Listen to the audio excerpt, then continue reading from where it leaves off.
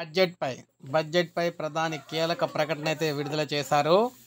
Parliament budget సమావేశాల ప్రారంభానికి ముందు ప్రధాని మోడీ మీడియాతో మాట్లాడారు.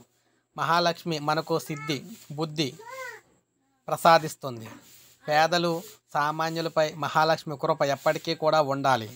భారత శక్తి సామర్థ్యాలు మనకు విశేష గుర్తింపును ఇస్తాయి. మూడోసారి ఎన్డీఏకు ప్రజలు పట్టం కట్టారు. మూడోసారి పార్లమెంట్లో సంపూర్ణ బడ్జెట్ ప్రవేశపెడుతున్నాం. ఈ వార్షిక పద్దు ప్రజల్లో కొత్త విశ్వాసం నింపుతుంది. భారత్ అభివృద్ధి లక్ష్యంలో మిషన్ మోడ్ ముందుకెళ్తుంది.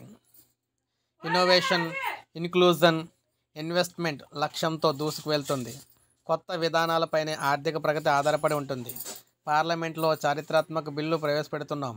పార్లమెంటు సమావేశాల్లో అన్ని అంశాలపై సమగ్ర చర్చ జరుగుతుందని, ఉభయ సభలు సజావుగా సాగేందుకు ప్రతిపక్షాలు సహకరిస్తాయని భావిస్తున్నాం.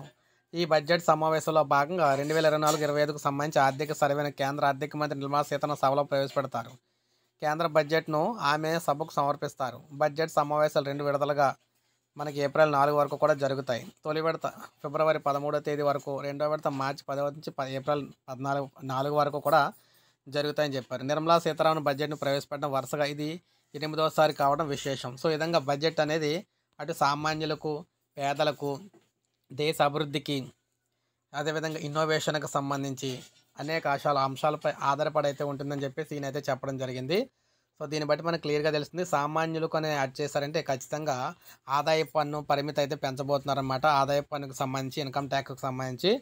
సో ఇది మనకు లేటెస్ట్ అప్డేట్. అదేవిధంగా పేదలు ఉన్నారంటే ఖచ్చితంగా ఒక సంక్షేమ పథకాలు అయితే ఒకటైతే తీసుకురాబోతున్నారు. సో ఈ విధంగా మనకి బడ్జెట్లో అటు పేదలకు, సామాన్యులకు, అదేవిధంగా ఉన్నత చదువులు చదివే వారికి, దేశ అభివృద్ధికి సంబంధించి ఈ విధంగా మేళవింపుగా బడ్జెట్ అయితే ఉంటుందని చెప్పేసి ప్రకటించడం జరిగింది. సో ఇది మనకు అప్డేట్. ఒక లైక్ చేయండి, సబ్స్క్రైబ్ చేసుకోవద్దు, మన ఛానల్ సబ్స్క్రైబ్ చేసుకొని ఫాలో అవుతూ ఉండండి.